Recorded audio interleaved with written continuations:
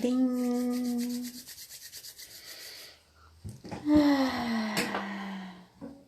Iniciando a live de hoje.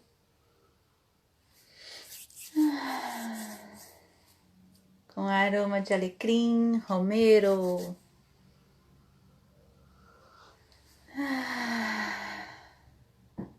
Trazendo alegria, emanando alegria a todos os corações.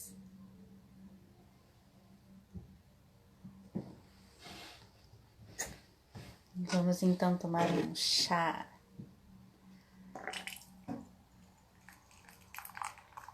Chazinho de camomila. Ai, o alecrim e a camomila. Hoje conosco.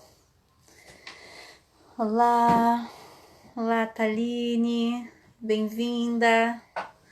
Tudo bem, querida? Olá, Miss. Que bom, sempre aí marcando presença. Seja bem-vinda, irmã.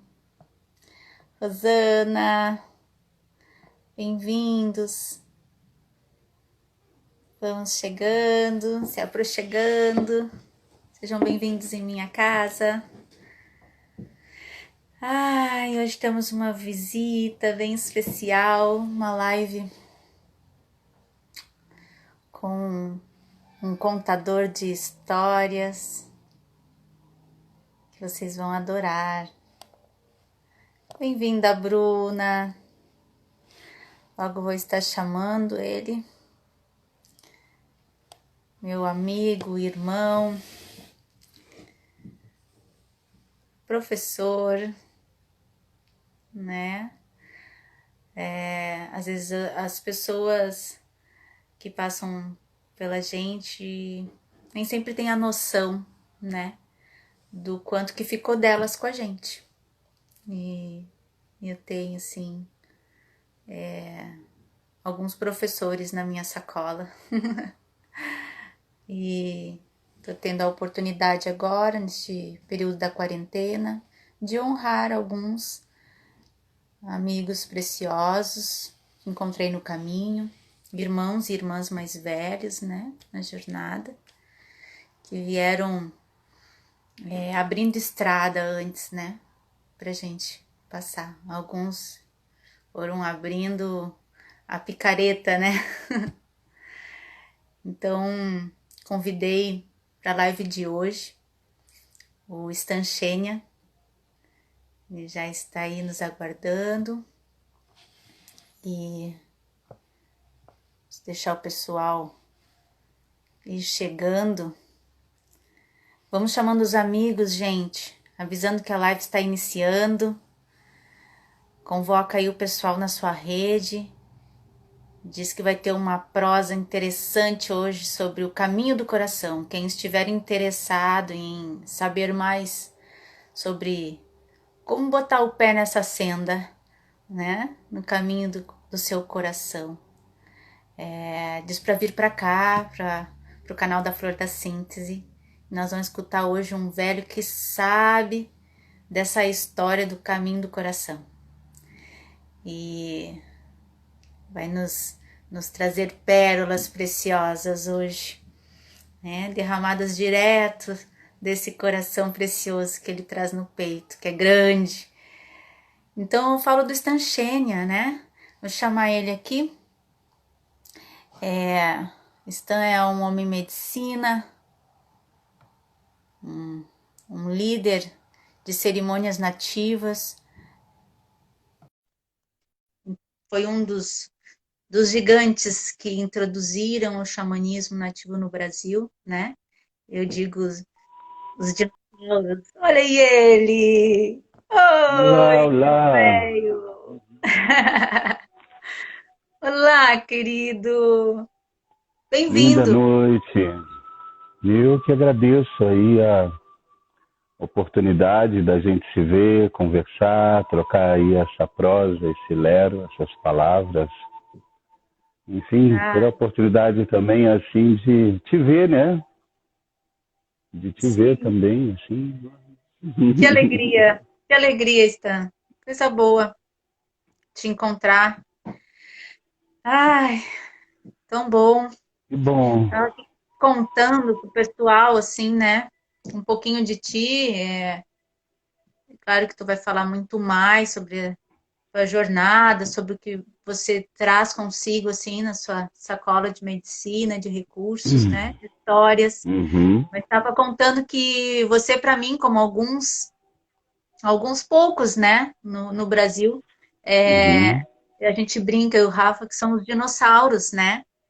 Aqueles que iniciaram toda a história e trouxeram o xamanismo, né, para a gente poder fazer contato com isso aqui no Brasil, né? Porque alguns tiveram a ousadia de sair, né, pesquisar, estudar, buscar fazer contato mesmo com os povos originários Uhum. fora do Brasil e trazer isso, né? Então depois a gente conseguir ir se relacionando mais com o nosso xamanismo aqui, né? Porque Uhum. existe em todas as culturas, né? Depois tu nos fala um pouquinho mais disso, assim, né? Como que iniciou essa caminhada. Uhum. Tava contando um Certo. pouco que te convidei, porque algumas pessoas que eu estou chamando, né? Têm uma participação especial na minha história, né? Então, que às vezes elas Uhum. nem sabem que tem essa participação especial na minha história, né? Então a gente se viu pessoalmente, eu estou poucas vezes, né? Hoje eu consegui resgatar umas fotinhas, estou botei lá no Face até, duas Uhum. fotos antigas. E então, fisicamente, poucas oportunidades, mas tem pessoas que a gente encontra assim, né? Lá dentro do coração, quando ouve uma fala, quando lê um texto, quando escuta uma história, né? E, a primeira vez que escutei o Stan, para vocês entenderem assim por que ele é tão importante, e ele também saber por que ele é tão importante, para Ana Paula que sou, foi num momento assim de uma virada assim na minha vida, onde eu fiz uma grande virada, né? E aí um dia pesquisando sobre xamanismo, porque o xamanismo estava chegando assim, né, na minha vida, já estava, mas não sabia, né, que era. E aí eu não tinha quase Uhum. acesso à internet na época, e eu fui acessar a internet na faculdade, né, na universidade, quando eu estava cursando. Aí eu pesquisando lá no laboratório de informática e botei xamanismo. E encontrei o Stan Shenian, dando uma entrevista lá no Filhos da Terra, né? No sítio que ele tem. Uhum. Ele pode nos contar um Uhum. pouco desse projeto bonito. E aí ele falou algo que para mim fez muito sentido e me trouxe então é isso. E uma frase dentro de tudo que ele falou para a moça que estava entrevistando ele, a repórter, é, era um programa de TV, eu acho, isso na época. Ele disse assim que seguir o caminho do coração, ele estava falando desse caminho de beleza, desse caminho do coração, estava falando que o xamanismo, né, nos coloca nesse caminho, em contato com esse caminho. E ele de seguir o caminho do coração, inevitavelmente você vai desagradar alguém. E eu nunca esqueci isso. Para mim me ajudou muito na época, porque me vi nesse lugar, né, desagradando algumas pessoas.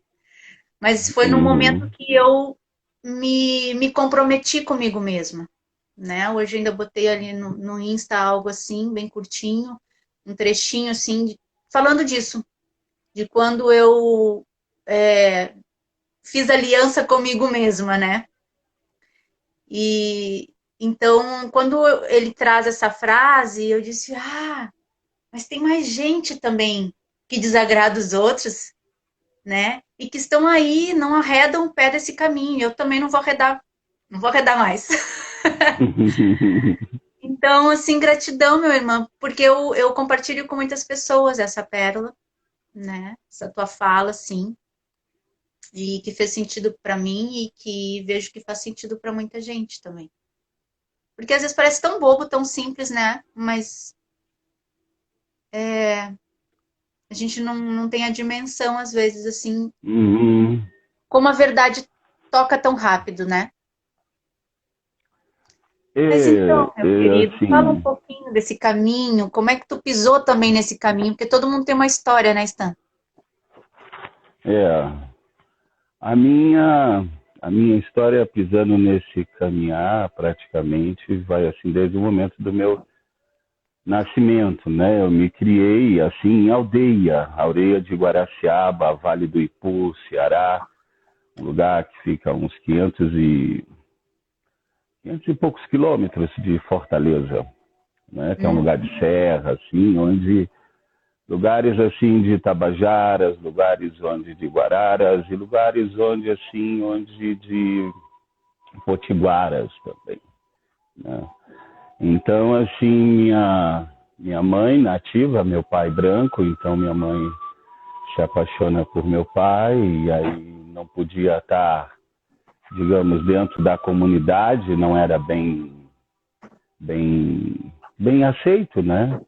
E aí ela sai e eu fico sendo criado, vamos dizer assim, pela minha avó Quité, que era uma rezadeira, curandeira, que era assim digamos, dessa aldeia, né, desse povo no alto da serra, assim. E ali onde aos 5 anos ela me apresenta ao fogo, e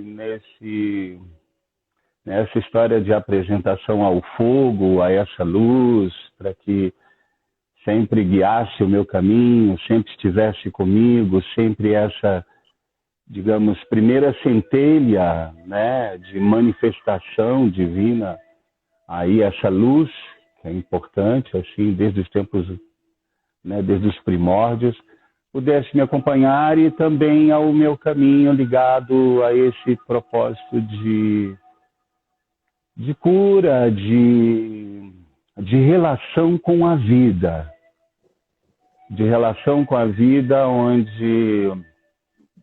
onde ela me deu assim muitos conselhos, aprendi muitas coisas, muitas rezas, muitos benzimentos, muitos banhos, né? Eu fui assim praticamente, né, convivendo, né, muito com as mulheres, né, as minhas tias, né, ela tinha muitas filhas, então, e ali ao mesmo tempo a gente preparava muitas coisas, né, preparava muitas, digamos, muitos banhos, muitas defumações, aprendia assim muitas coisas e muita gente buscava como rezadeira, como parteira, como, enfim, como conselheira, né? Então minha avó tinha essa relação. Aí eu, por volta assim dos meus 10 para 11 anos, vou para o Rio de Janeiro, mas sempre mantendo meus, digamos, sempre mantive os meus rezos, sempre mantive os meus propósitos, né? E sabia que era um desafio muito grande. Eu eu saí, né, digamos, de uma cidade pequena, de um povoado e ir para a capital, saindo de Ceará, do Ipu, onde meu pai era porteiro, minha mãe era doméstica, sabe assim. Então eu fui para essa relação de poder estudar, porque o colégio embaixo da serra era muito difícil e ao mesmo tempo tinha muitos preconceitos também, né? Tinha muitos preconceitos. Então, vendo isso, e minha avó também achou que já era um tempo legal, minha mãe também já estava né, me aguardando assim para que eu fosse para a capital para poder estudar. E aí eu vou morar no Rio de Janeiro, vou morar no Leme, um bairro assim ao lado de Copacabana, né, onde passo ali boa parte, né, digamos assim, da minha vida dos 10 até os 20 anos, assim, convivendo ali, tendo amizade ali, aí fui estudar ali. E no meio disso tudo, sempre também fui me interessando por terapias alternativas. Então, tive oportunidade, assim, digamos, de estudar com os grandes introdutores de de vários sistemas no Brasil, né? Eu vou ajudar com Michel Dupont, dou de quiropraxia, com Helder Carvalho, do Instituto Aurora, que a esposa dele é a Fadinha, que trouxe a Chantala para o Brasil, né? Então, convivi no meio dessa, digamos, dessa galera, estudando várias coisas, e sempre me interessei muito por essas áreas, digamos, das ciências alternativas, porque já tinha um conselho que minha avó sempre me deu, que era que eu pudesse absorver o máximo possível, né, de outras coisas, que isso seria muito importante para mim. Então, nesse momento assim, já de transição, já vou conhecendo outras terapias, aí vou mergulhando. Aí fui mergulhando em florais, fitoterapia, né? Fui estudar os principais sistemas, Bar, Califórnia, Minas, Austrália, Alasca, deserto, né? Os Pacífico. Tive a oportunidade de estudar com, digamos, com os criadores dos sistemas, né? Os sintonizadores do sistema. E fui aprendendo todas essas facetas, né? Ligada também a todos os trabalhos de terapias corporais, renascimento, mas sempre mantendo minha tradição, sempre mantendo meus rezos, sempre no meio disso tudo. Eu ia muito encontrar, digamos, outros parentes. Eu ia muito para o Museu do Índio, que era em Botafogo, e lá conhecia outras figuras. Conheci Carlos Tucano, que foi a primeira pessoa assim que me falou de ayahuasca, né? No meio desse caminho todo, vai por volta dos meus 17 anos, 16 para 17 anos, mais ou menos, tenho essa oportunidade de também conviver com um ancião Diné, né, no Novo México, Albuquerque, onde aí também tem outros aprendizados, né? Enfim, tem muitas histórias, porque aí a gente começa, né, nisso todo. Eu sou de 1970, né? Então a gente começa nesses movimentos em 1986, assim, ativamente, né? Assim, já com algumas, nesse sentido de sempre estudando, né, essas terapias, essas ciências ocultas, tarô, astrologia, numerologia, né? Coisas que eu sempre gostei muito de estudar, de me preparar, fiz curso, tive a oportunidade de estudar com pessoas maravilhosas, né? Tive a oportunidade de conhecer pessoas fantásticas, assim, desde o Rio de Janeiro, né? De amigos queridos, de escola, gente da astrociência, né? Onde começou um grande movimento de astrologia no Rio de Janeiro, grandes movimentos esotéricos, Kandananda, o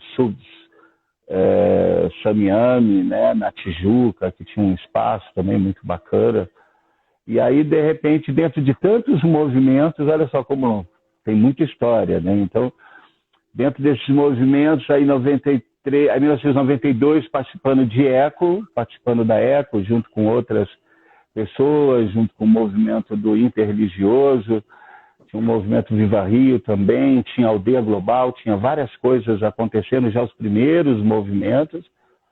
E aí onde fiz parte também junto desses movimentos, inclusive eu fui num evento em Porto Alegre, a um desses movimentos, um desses eventos que foi grande, que foi... Fórum Social, 90 será? alguma coisa.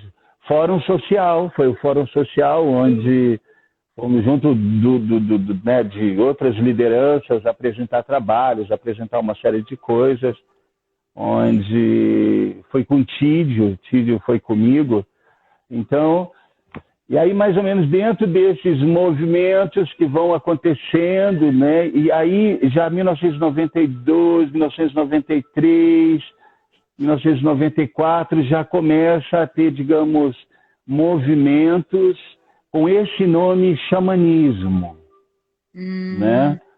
Começa a ter assim uns pequenos movimentos onde tinha uma casa no Rio de Janeiro de amigos assim, que chamava-se Projeto Arco-Íris. O Projeto Arco-Íris foi junto aí um dos primeiros, foi o primeiro, digamos, a promover eventos nativos, assim, pode-se dizer que no Brasil, porque eles já trabalhavam com Dom Vidal Ayala, né, do Peru, que vinha sempre para fazer esses trabalhos. Trabalhava já com o Champain, que já fazia muitos trabalhos. Nesse tempo já conhecia Champain também, porque a gente teve história juntos, né? Fizemos muitas aventuras juntos, junto com outros nativos de Sereté, Paiacã.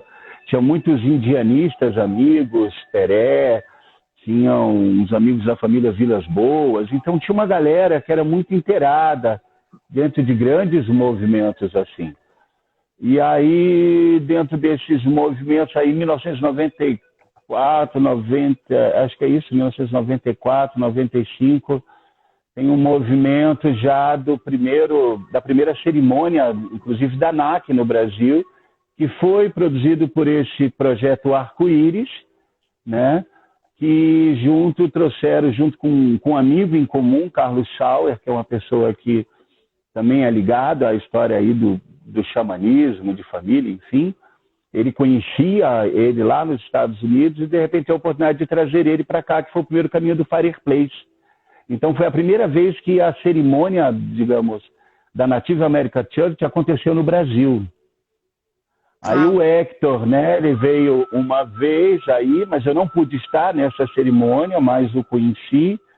E logo em seguida, passando em espaço de um ano, veio o Nelson Turtle, esse Cheyenne, que passa aí vir para o Brasil por volta vem umas 7 ou 8 vezes aqui ao Brasil. Eu, por estar morando no Rio de Janeiro, né, e conhecer ali a turma, vou fazer parte dessa organização, que eram 4, que era o Carlos Schauer, Tony Paixão, Lino e eu. O Nelson chamava a gente carinhosamente de 4 rosas. Era a gente... ficava aquele processo de tomar conta da porta, o caminho do fogo. Então ali também tinha um ensinamento. Só que nesse mesmo movimento, já por aí eu conheço o Tídio. Em 1994, a gente se conhece e a gente vai num evento junto, onde aí na Praia de Copacabana a gente dançou junto com o Dalai Lama de mãos dadas para 5.000 pessoas. E aí começa essa amizade entre, digamos, eu e Tídio, onde vinha aí uma família, né, dos caras que estavam fazendo as apresentações, o Toré, a relação com o Toré.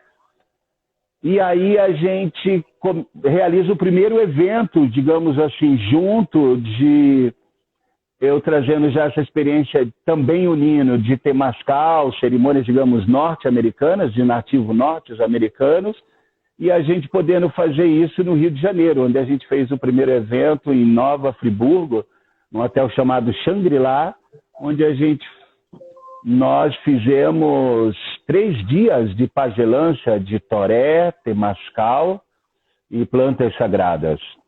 Né? Uhum. Então, nesse momento aí, digamos, a gente começa a fazer barulho nesse sentido, onde já seguindo, assim, digamos, umas profecias, orientações dos mais velhos, tornando desses conhecimentos, né, digamos, conhecimentos ancestrais disponíveis para as pessoas.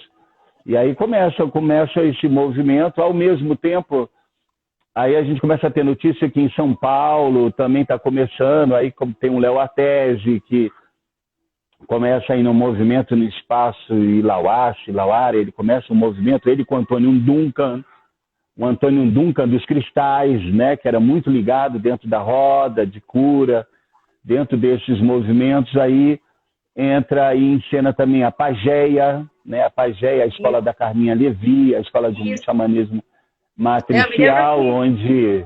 Eram os 3 que eu buscava referência, né? Tan, Léo e Carminha, né? Na minha época, assim... E onde já nessa época, digamos assim, né, do xamanismo aconteceram, aí a gente pode dizer que, digamos, academicamente, dentro dessa linguagem xamânica, Carminha Levi foi a pioneira, foi a primeira, né, porque ela traz toda a vivência dela com Michael Hanner também, né, e onde ela traz isso e começa a levar para a Unipaz, né, ela entra na Unipaz, nesses mesmos movimentos, nessa mesma época, que é mais para frente, aí começa a Cacaverá, né, também fazendo os movimentos dele, de tudo, desses movimentos. Mas no meio disso tudo isso vai ganhando forma. Aí fico acompanhando, apoiando aí esse ancião aí por 4, 5 anos, porque aí eu venho para São Paulo, eu fui para São Paulo convidado pela Pagéia, para trazer o xamanismo nativo, né, para a escola. Isso, para trazer de uma maneira oficial, assim, para as universidades, no sentido de ensinamentos, né? Aí entra a medicina da palavra. E aí, nesse mesmo movimento, 1999, 2000, eu começo a fazer as primeiras oficinas de tambores abertas, onde, né, eu começo a fazer esse movimento no Rio de Janeiro, 1998, 99, e aí começo a fazer os primeiros movimentos de oficinas de cantos, de rituais abertos, de solstícios e equinócios, e ao mesmo tempo já convidando outros parentes de outros lugares para fazer esse movimento, mas ficamos assim, fica uma turma andando junto por um tempo, desde 1993, aí 94, até 2008 e 10, eu e Tídio, a gente batendo perna pelo mundo, justamente onde levamos esse movimento para Porto Alegre, de cura nativa, né, onde fizemos aí as sementes que por aí ficam, né? Fizemos esse movimento em São Paulo, fizemos os primeiros festivais abertos de Jurema Rezada, né, de tudo isso. E aí também trazendo, junto com esses movimentos de tambores, de cantos, toda essa parte de ritual, olha só quanta coisa já vai acontecendo. Então, um pouco da minha história, digamos assim, encurtada bastante, né? Tem muitas andanças, assim, onde começa o movimento, e aí dentro desses movimentos de 2000 para cá, né, onde já começa, assim, digamos, a viajar mais, né, onde a gente começa a levar esses movimentos para fora do país também, levando para o Peru, levando para Chile, levando para o Uruguai, para Paraguai. A gente foi, assim, viajamos bastante mesmo, assim, levando todo esse trabalho, essa medicina, e ao mesmo tempo, paralelo com isso, acontecendo também busca de visão, né, que é um movimento que pouquíssimos faziam aqui, onde aí entra também aí o movimento do fogo sagrado de Xatlatla, onde começa a fazer as buscas de visões, né, e aí começa a ter outros círculos.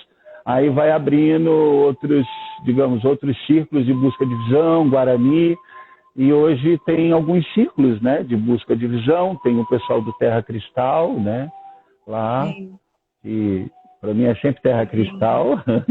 Terra Cristal. Né? Terra Cristal lá no FIT, né? Terra Cristal, né, lugar maravilhoso, assim. E onde a gente vai fazendo esses movimentos, né, de introdução a isso.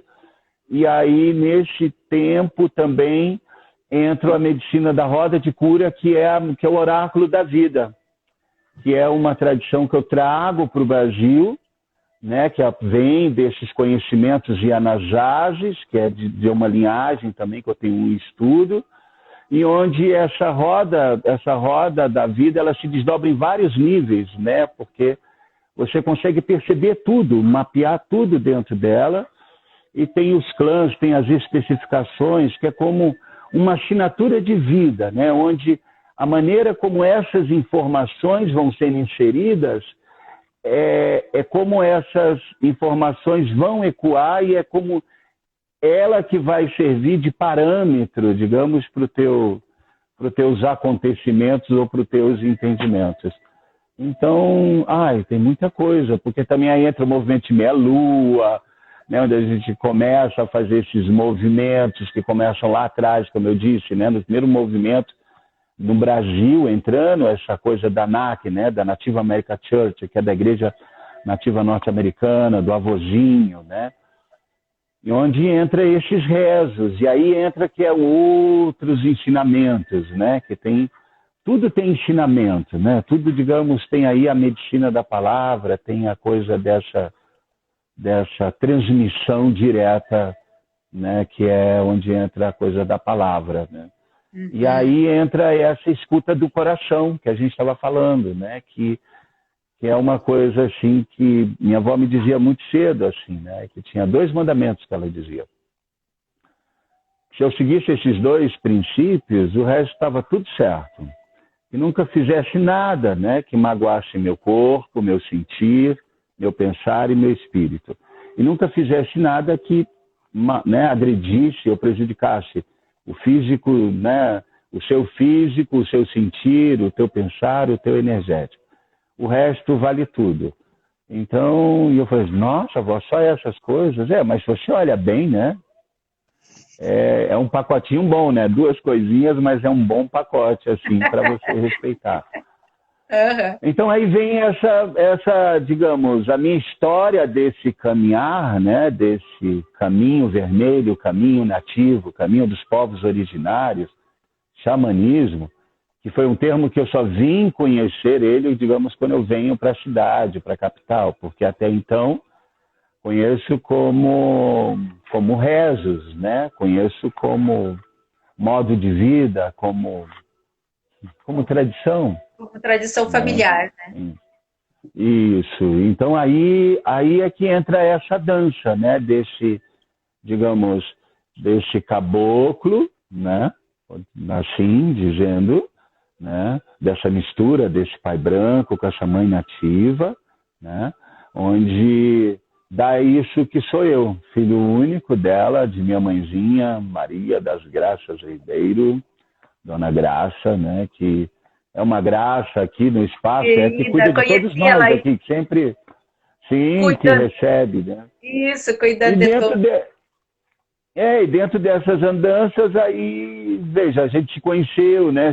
Nos conhecendo num trabalho de feminino, né? Apoiando, aí junto com Sabrina, né? Onde todo aquele processo Temascal. daquele trabalho, nossa.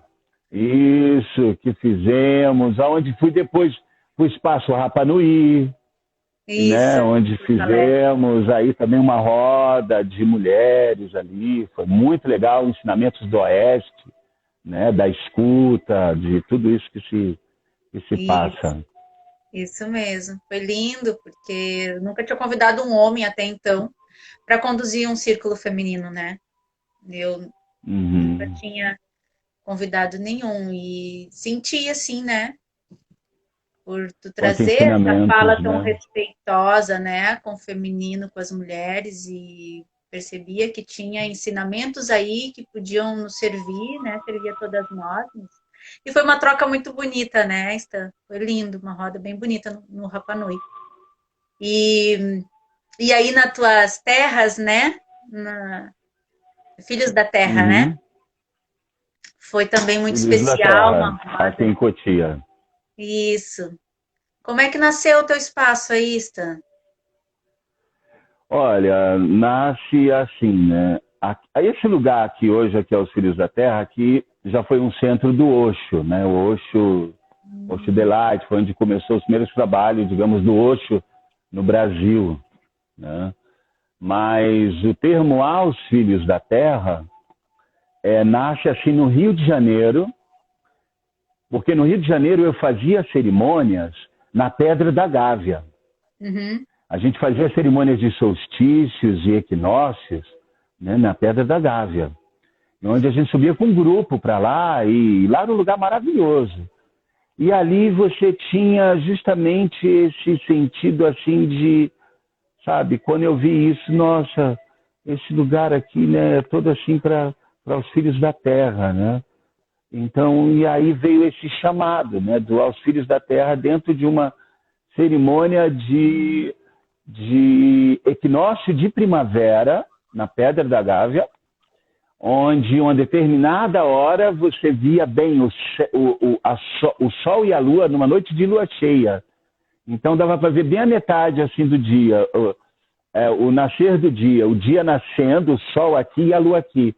E nesse lugar da Pedra da Gávea, que é de frente para o mar, onde tem a cabeça do leão, assim, onde ali a gente faz, é um lugar sagradíssimo, onde tem histórias de fenícios, então é um lugar de poder muito forte. Inclusive ali na estrada, ali do Alta Boa Vista, tem o Daime ali, que é o céu do mar, né? Do meu irmão lá, Paulo Roberto. Isso. E ali, onde também, a partir dessas alianças, ele também fazia trabalho lá, e a gente fazia rituais lá em cima, e daí escuta aí esse nome. E aí, quando vou para São Paulo em 1999, 2000, não pretendia ficar na cidade, de maneira, não me via morando na cidade, né? Mas na época meu filho também estava aqui, aí eu falei, vou aproveitar a oportunidade. A Carminha disse para mim, não, fica, Stan, fica aqui, é legal, você vai, de repente, você aí, pouco a pouco você se ajeita e tudo. E de repente, no espaço de um ano e meio, mais ou menos, acho que 2 anos, surgiu assim, onde as pessoas estavam aqui entregando esse lugar, e eu já tinha feito umas cerimônias aqui, e aí recebi um chamado assim, falei, vou ficando por aqui. E aí fui ficando, e aí fui mudando planta de lugar, fui plantando, fui fazendo os altares, né? Onde aqui a gente tem os altares, temos os assentamentos dos altares, onde aqui também, né, os Filhos da Terra funciona, digamos assim, um fogo sagrado Tchatilapla, né, do Brasil, ST, Cotia, onde aqui tem aqui o altar de meia-lua, onde acontece as cerimônias da NAC, né? Faz parte dessas alianças, digamos assim. Que lindo! Nossa! Quanta gente muita história, né? Né? Que coisa boa poder recordar, né?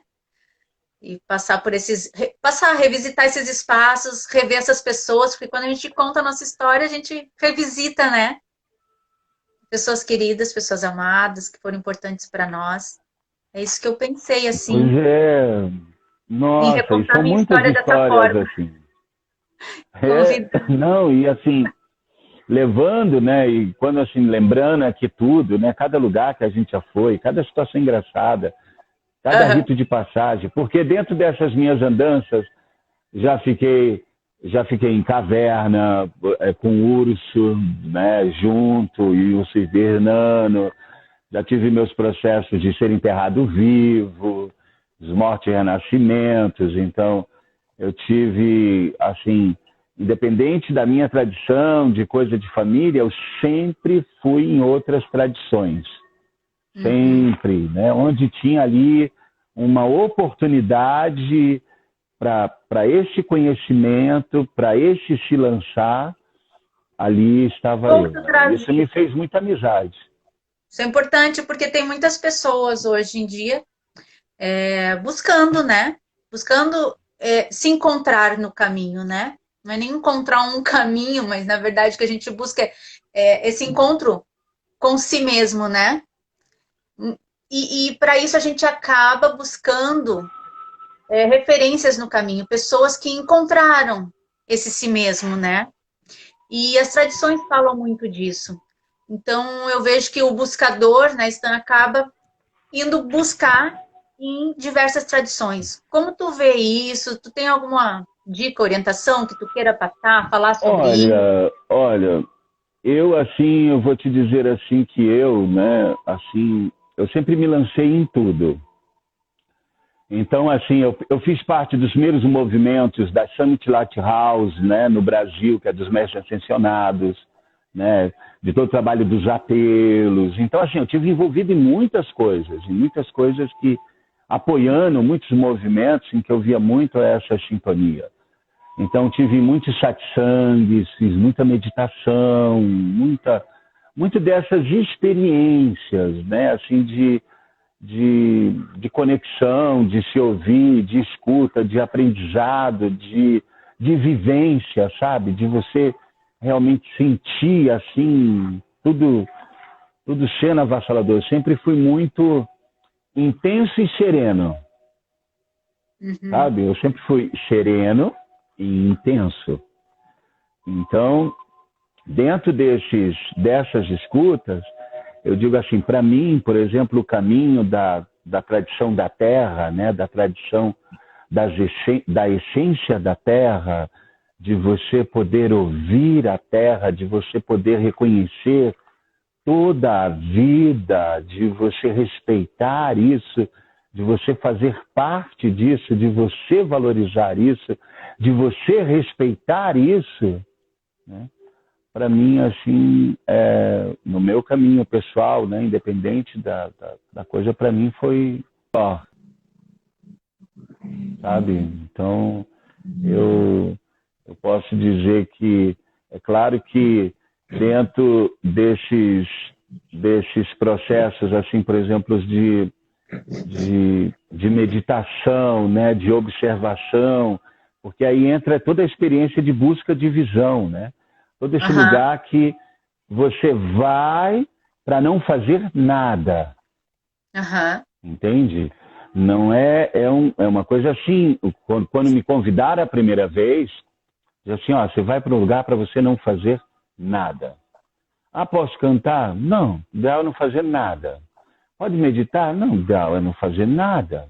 E observa, e vai. Só que é um nada que demora, né? A você poder perceber e abrir essa escuta com a relação, né? Você abrir uma escuta para esse universo, né? Você abrir uma escuta para isso tudo, mas que se você não começar a se ouvir, se essa escuta não acontece em ti, ela não vai acontecer em nenhum lugar. Então, assim, e aí entra aquela frase, né, que para ser fiel a si mesmo, né, de uma forma inevitável, tem que estar disponível para desapontar o outro, né, porque esse é o caminho do coração. Só que, veja assim, você jamais desaponta outros corações. Você jamais vai desapontar outros eus. Sim. Você vai desapontar expectativas, você vai desapontar manipulações, você vai desapontar forma, tudo aquilo que está preso na forma, tudo aquilo que está preso em conceitos, tudo aquilo que tenta te moldar, né? Você solta isso. Entende? Sim. Você solta isso, porque é algo assim onde isso requer, né, essa coragem para que você deixe de ser a droga das situações, para que as situações deixem de ser a tua droga. Entende? Quando que o meu vício alimenta o teu vício, quanto que a tua reatividade alimenta a minha reatividade. Então chega um momento em que você vai deixar, digamos, esse hábito, esse condicionamento, esse padrão, né? Aquilo que você habituou a entrar em casa, botar a bolsa no mesmo lugar, a chave no mesmo canto, tem o mesmo ritual e, de repente, você tem que sair disso, sair desse previsível, fazer exercícios mesmo de sair desse previsível para realmente criar essa disponibilidade para não cair, digamos, dentro dos teus vícios, dentro das tuas formas, dentro das tuas adicções. Né? E sempre que a gente está deixando um vício, um hábito, seja ele de doce, chocolate, droga, dieta, hábito, incrível como a gente vai dar de cara com isso sempre, né? Você está de dieta, vai dar de cara com aquele doce. Você não sei o que, você não diz que não vai sair, mas 1000 pessoas te convidam para sair. Então, como que você vai lidando com esse previsível e com esse desapontamento, né? estar disponível, né, para desapontar o outro. Né? Ser fiel a si mesmo. Então começa com essa escuta, né? Com essa coisa gostosa, assim. De se ouvir, de se amar, de perceber, assim, de uma forma bem objetiva, o que te nutre e o que te intoxica.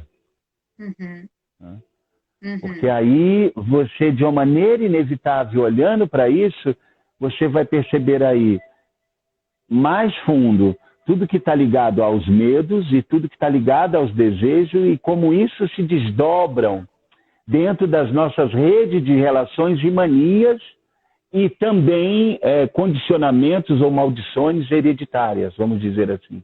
E como desfazer esses nós, né? Como entrar dentro disso. Mas, de uma maneira inevitável, para que você possa ver isso, você tem que ter esse encontro consigo mesmo. Tem que vamos lá. Porque aí você... Eu até faço uma brincadeira com um ditado popular, né? Que minha avó também fazia isso comigo. Dizia assim, ó... Se correr, o bicho pega.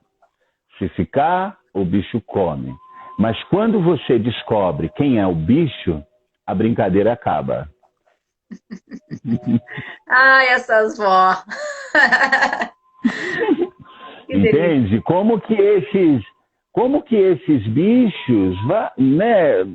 E de uma maneira inevitável, é um caminho, digamos, esse caminho do coração, né? Caminho vermelho, né? Esse caminho de escuta dessa vida, de respeito a essa vida, é uma coisa que inicia muito dentro da nossa casa, né? Porque é um caminho que fala de família, fala dos valores da família, fala dessa autenticidade, fala dessa verdade, fala justamente desse laboratório, né? Que é parceria, que é convivência, que é relação, que é essa escuta desse feminino, desse masculino, dessa essência, de olhar para não repetir o padrão do pai, o padrão da mãe, e se ver, ai meu Deus, jurei para mim mesmo que isso nem ia acontecer comigo, e olha aqui, estou agindo, respondendo igualzinho, e o outro diz, nossa, parece teu pai, o outro diz, parece tua mãe. Então, é uma série de coisas que, né, esse grande laboratório da vida, ele te afina para isso, ele te afina para esse primeiro momento, né, a forma como você lida com esse teu habitat, com essa tua casa, com esse teu ecossistema, com essa tua ligação com esse divino, com esse sagrado, com essa vida, com esse respeito, né? Mas se você não respeita o teu corpo, o teu sentir, o teu pensar, né, aí, e outras cositas más, jamais você pode cobrar aquilo que você não faz, aquilo que você não se dá, seja respeito, seja amor, seja atenção, seja valor. Se você não se dá, você jamais tem moral, ou tem como, ou tem base, ou tem sustento para exigir isso de alguém ou cobrar isso de alguém.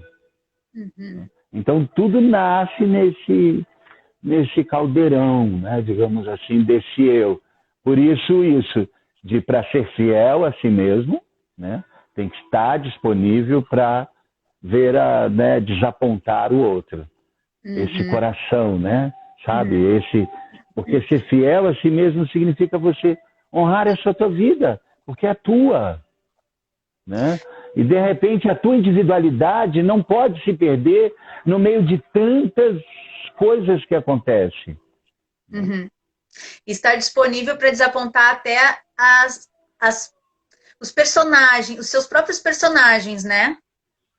Porque a gente também começa a se deparar com isso. Personagens, a gente vai se deparando, de repente a gente está ali e se pega naquele... aí você tem que olhar, vai para um outro lugar que não é aquele da reatividade, aquele lugar de que já te conheço, você tem o seu jeitinho, sabe? Tudo isso que está pronto. Não, tem que abrir essa escuta, né? Sim. Tem que abrir essa escuta, porque sem essa escuta, que vem dessa escuta, isso não acontece. E fora que a responsabilidade aumenta, né, quando a gente tem família, porque aí a gente tem que olhar para que misturas de como essa maneira que você está reagindo ao seu pessoal, como isso está ecoando nos seus filhos. Uhum. Né? Então, aumenta muito essa responsabilidade, onde aumenta muito essa escuta. Então, é uma grande oportunidade que até, digamos, o Covid, né, trouxe aí para convivência de muitas coisas. Eu ia falar isso, a questão das crises, né, que fazem parte desse processo de caminhar em direção a esse encontro de si mesmo, né? Elas surgem. E surgem as crises pessoais, as crises de identidades, né? E surge essa grande crise planetária agora, né? Que convida a todos, né? Olhar a si mesmo. Não, você imagina o seguinte, se tudo é o resultado desse eco do dentro, olha que ecos estão aí fora. Então, assim, não adianta, de repente, ficar num discurso de paz, de várias outras coisas, digamos assim, se dentro desse teu íntimo, se dentro da sua casa, se dentro das tuas relações mais próximas, nada disso acontece. Né? E mesmo com esse Covid que sacudiu, a gente vê aí que tem gente que não está respeitando, que não respeita, e realmente, né, infelizmente, né? E mesmo com tudo isso, muita gente ainda não acordou para essas escutas, para esses aprimoramentos, para esses afinamentos, né? Para essa prosa com o eu, né? Prosa, ei, realmente você ama? Você ama mesmo? O que é o amor? Como é que você lida com o amor? Você diz com a mesma facilidade, eu amo essa blusa, eu amo esse carro, eu amo esse cachorro, eu amo esse gato, eu amo meu filho, eu amo minha filha, eu amo minha esposa, eu amo... Então, olha a maneira como você lida com a expressão e tudo que tu diz amar. Né? Então, não é nem o que tu gosta, não é nem o que tu simpatiza, tu já coloca dentro de algo como amor. Né? Então, como que esse amor, como que isso que você diz que ama, essa vida que você ama, essa vida que você respeita, esse amor que você respeita, como que você se relaciona com isso? Então, são perguntas que, de uma maneira inevitável, esses tempos, ele está fazendo a gente fazer. Né? E, ao mesmo tempo, aproximando pessoas, tendo esse tipo de conversa, né? A gente poder falar com muita gente, poder ver as pessoas aí, olha, muito legal. Muitas pessoas que não teriam, talvez, essa oportunidade, né, Stan? Eu tenho visto isso, assim. Bom, quem tá ligado, tá aproveitando, né? É isso. Eu me lembro muito do vovô Veratupã, da aldeia Guarani, lá de Biguaçu, ele falando pra gente, numa cerimônia que a gente trouxe os Guaranis a Porto Alegre, e também aqui fizemos um movimento tão bonito, assim como tu trouxe pela primeira vez algumas tradições e saiu a viajar com elas, né? Aqui no Rio Grande do Sul também, eu fui a primeira pessoa a trazer o Ziau Anauá, e hoje todo mundo conhece, né, o movimento Ziau aí. Eu lembro. E fora, né? E aí, e os Guaranis também. Trouxemos um grupo de 15 Guaranis lá de Santa Catarina, o Rapa Nui. E uma irmã, inclusive, antropóloga, falou, nossa, como vocês conseguiram isso, que os Guaranis não saem assim, né? Dessa aldeia. Eu disse, então, né, esses reencontros.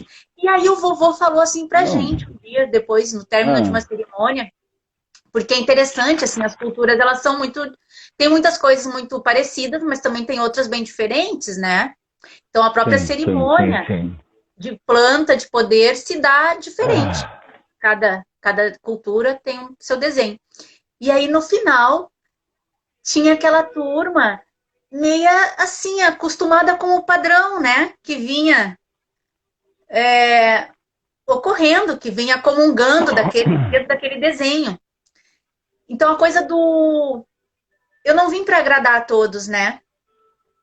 Foi muito lindo. Ele só disse assim, ele sacou, ninguém falou nada, mas a gente depois percebeu, porque todos conversaram depois, né?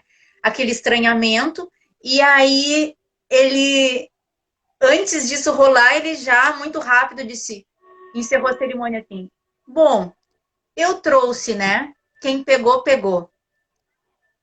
E eu assim, nossa, querido, olha só que presença, né? Que quem tá ligado tá vendo a onda passar e, ó, pega e vai, né? Vai. Não, e Não assim, fica em dormindo apegado momentos. no velho, no antigo, né? No conforto que era aquele outro. Não, o agora é isso, gente. Vão acordar, agora é isso. O que é vital, né? O que é essa vida, né? O que é. Porque você imagina que tem. Sabe, eu fico. Né, todas essas queimadas, a gente fica imaginando quanta dor desses bichinhos, desses seres. Né? Então a gente teve aí uma série de ocorrências. Sabe que lá na última busca de visão, em fevereiro, eu disse para a turma assim, né? Olha, esse ano o propósito, né? Eu sinto que é um divisor de águas. Nós vamos ter um ano que vai ser um divisor de águas, porque já vem muitos acidentes, muitas fatalidades, né? Não acidentes, fatalidades, que já vem ocorrendo, que já vem sendo sonhado. Vem sendo sonhado por muitos anciões, por muitas mulheres de cura, por muitos homens de cura, por muitas pessoas que já vêm sonhado com derramamento de óleos, com tudo que aconteceu de acidente de rio, que aconteceu com incêndio, e que aconteceu isso que ninguém queria dar nome, né? Se perguntava aos mais velhos, você está sentindo? Estou sentindo. Vai vir aí algo brabo, né? Não, algo brabo mesmo vai vir. Né? E falam, que nome tem isso? Não, a gente não quer dar nome para não ganhar força. Né? E como tem também aí uma segunda onda que vem aí, né?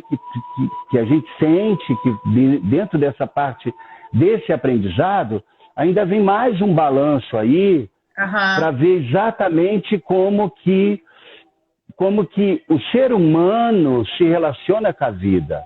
Né?